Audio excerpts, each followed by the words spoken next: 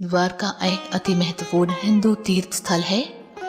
ये हिंदुओं के सर्वाधिक पवित्र तीर्थों तथा 4 धामों में से एक है। ये 7 पुरियों में से एक पुरी भी है। ये नगर भारत के गुजरात राज्य के पश्चिमी सिरे पर समुद्र के किनारे है। हिंदू धर्म ग्रंथों के अनुसार भगवान कृष्ण ने इसे बसाया था। ये श्री कृष्ण की कर्मभूमि है। द्वारका भारत के 7 सबसे प्राचीन शहरों में से है। यहाँ पर एक हिस्से के चारों ओर 4 दीवारी खिंची है। इसके भीतर ही सारे बड़े बड़े मंदिर है। भगवान श्री कृष्ण ने मथुरा वृंदावन को छोड़ने के बाद समुद्र तट पर द्वारका नगरी बसाई थी। वही द्वारका आज गुजरात की शान है। कई खोजों के दौरान समुद्र में एक नगर डूबा होने की बात सामने आती है। दरअसल समुद्र में समाई यह नगरी द्वापर युग में कृष्ण द्वारा बसाई गई द्वारका ही है। दोस्तों, इस बारे में हम आपको बताएं उससे पहले आप हमारे चैनल को सब्सक्राइब कीजिए और कमेंट में जय श्री कृष्णा जरूर लिखिए। महाभारत के युद्ध में पांडवों की विजय हुई। श्री कृष्ण ने युधिष्ठिर को राजगद्दी पर बैठाया और राज्य से जुड़े नियम कानून उन्हें समझाकर वे कौरवों की माता गांधारी से मिलने पहुंचे।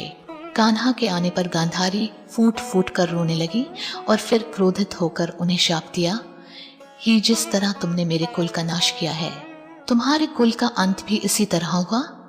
श्री कृष्ण साक्षात भगवान थे, चाहते तो इस शाप को निष्फल कर सकते थे, लेकिन उन्होंने मानव रूप में लिए अपने जान का मान रखा और गांधारी को प्रणाम करके वहां से चले गए। एक और कहानी महाभारत में सामने आती है कि महाभारत युद्ध के बाद जब 36वां वर्ष आरंभ हुआ तो एक दिन महर्षि विश्वामित्र, कण्व, देवर्षि नारद आदि द्वारका गए। वहां यादव कुल के कुछ नवयुवकों ने उनके साथ परिहास करने का सोचा।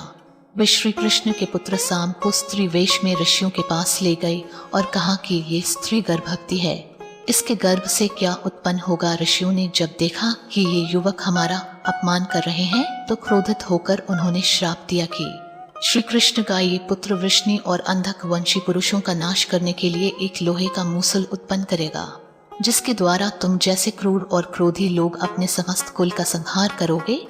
उस मूसल के प्रभाव से केवल श्री कृष्ण व बलराम ही बच पाएंगे। इस घटना का पता श्री कृष्ण को चला तो उन्होंने कहा, यह ऋषियों की वाणी है, व्यर्थ नहीं जाएगी। और अगले ही दिन साम ने मूसल उत्पन्न किया। इस मूसल को राजा उग्रसेन ने समुद्र में फिकवा दिया। साथ ही श्री कृष्ण ने नगर में घोषणा करा दी कि अब कोई भी नगरवासी अपने घर में मदिरा नहीं बनाएगा, क्योंकि कृष्ण नहीं चाहते थे कि उनके कुल के लोग और संबंधी मदिरा के नशे में कोई अनुचित व्यवहार कर परिवार सहित एक दूसरे का नाश कर बैठें। पर ऋषियों की वाणी तो सच होनी ही थी। ऐसा माना जाता है कि महाभारत युद्ध के 36वें वर्ष में द्वारका नगरी में बहुत अपशकुन होने लगे थे।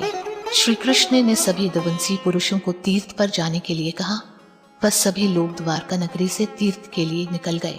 प्रभास क्षेत्र में आने पर विश्राम के दौरान किसी बात पर ये लोग आपस में भिड़ गए। ये बहसबाजी झगड़े में बदली और झगड़ा मारकाट में बदल गया।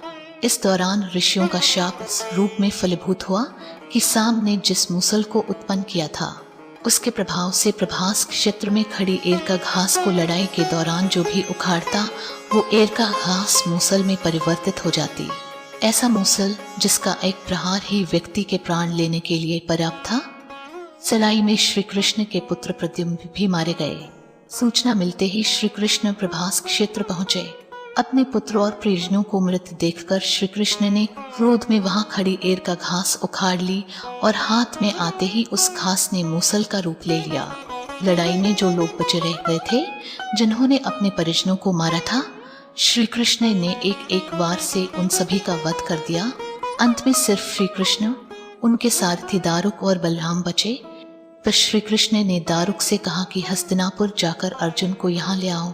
फिर बलराम को वहीं रुकने को कहा और स्वयं अपने पिता को इस संहार के बारे में सूचित करने द्वारका चले गए। कान्हा ने वासुदेव जी को इस नरसंहार के बारे में बताया और कहा कि जल्द यहाँ अर्जुन आएंगे। आप नगर की स्त्रियों और बच्चों को लेकर अर्जुन के साथ हस्तिनापुर चले जाएगा। जब श्री कृष्ण वापस प्रभास क्षेत्र पहुंचे तब बलवान जी ध्यानावस्था में बैठे थे। कान्हा के पहुंचते ही उनके शरीर से शेषनाग निकले और समुद्र में चले गए। अब श्री कृष्ण इधर घूमते हुए अपने जीवन और गंधारी के शाप के बारे में विचार करने लगे और फिर एक पेड़ की छांव में बैठ गए। इसी समय जरा नामक एक शिकारी का वाहन उनके पैर में आकर लगा, जिसने दूर से उनके पैर के अंगूठे को हिरण का मुख समझकर वाहन चला दिया था। जब वे शिकारी शिकार उठाने पहुंचा तो श्री कृष्ण के देखकर क्षमा मांगने लगा। कान्हा ने उसे अभय दान देकर देह त्याग दी। अर्जुन ने द्वारका पहुंचकर वासुदेव जी से कहा कि वह नगर में शेष बचे सभी लोगों को हस्तिनापुर चलने की तैयारी का आदेश दें।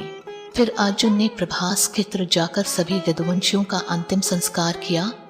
दिन वासुदेव जी ने प्राण त्याग दिए।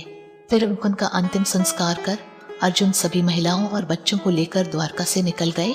जैसे ही उन लोगों ने नगर छोड़ा, द्वारका का राजमहल और नगरी समुद्र में समा गई।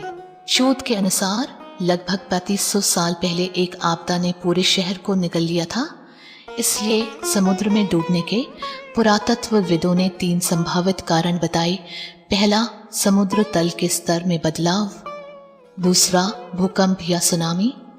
तीसरा, समुद्र के स्तर में अचानक वृद्धि आदि। दोस्तों, आपका इस बारे में क्या ख्याल है, हमें कमेंट सेक्शन में ज़रूर बताएं। वीडियो पसंद आने पर लाइक और शेयर करें। धन्यवाद।